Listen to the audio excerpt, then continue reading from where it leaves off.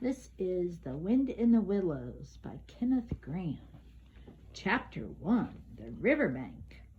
Mole had been working very hard all morning, spring cleaning. First with brooms and dusters, then standing on a little table with a brush and a pot of paint. Slap, slap, up and down, till he was aching all over. Suddenly he flung down his brush, said, "Bother!" and "Hang spring cleaning," and bolted out of the house into the fields outside. "This is fine," he said to himself.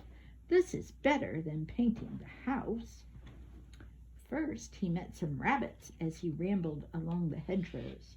Soon he found himself by a river. Mole sat down on the grassy bank, and then he saw, coming out of a dark hole on the other side, a brown little face with whiskers. It was the water rat.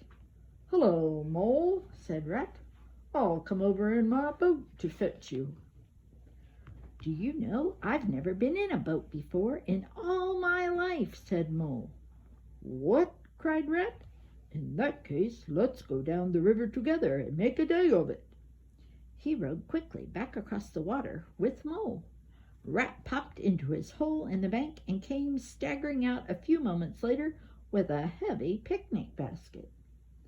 They rowed down the river, past the wildwood, as far as an old watermill. There Rat brought his boat alongside the river bank so that they could set out the picnic. "What have we got?" asked Mole, who was hungry. "There's chicken and ham and salad and lemonade and cake and chocolate biscuits." "Oh my," said Mole.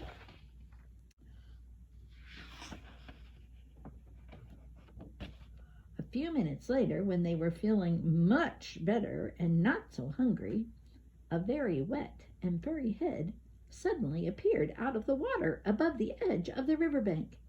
It was Otter. "You greedy beggars," he said, "why didn't you invite me?" And he set about helping them finish up the picnic. "All the world seems to be out on the river today," said Otter, wiping his paws on his whiskers. "Toad's out for one in his brand new boat and wearing his new boating clothes." Just then Toad flashed into view, rowing rapidly past the watermill. Rat stood up excitedly and waved to him, but Toad just shook his head and rowed on. By now they had eaten all the food. Otter was in the middle of telling them a story about Toad and beginning to feel a bit peckish again, when suddenly he saw a juicy mayfly. With hardly a splash he was gone.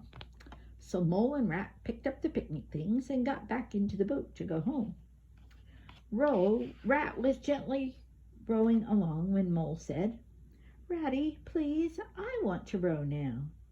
"Not yet, Mole," replied Rat. "It's not as easy as it looks." But Mole jumped up and grabbed the oars, knocking Rat backwards. "Stop it!" cried Rat. "You'll have us both over!" And over they went, sploosh! And they were both struggling in the water. Rat, of course, was a good swimmer and thought it was very funny.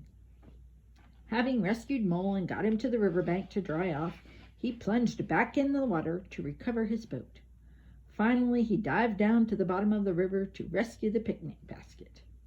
"I am sorry, Ratty," said Mole dejectedly. When they eventually got back home, Rat sat Mole in front of a bright fire to warm him up. And to cheer him up, he told him river stories until supper time. So supper was a very happy meal, and soon afterwards, Rat showed a very sleepy Mole upstairs to the best bedroom for the night. The end of chapter 1.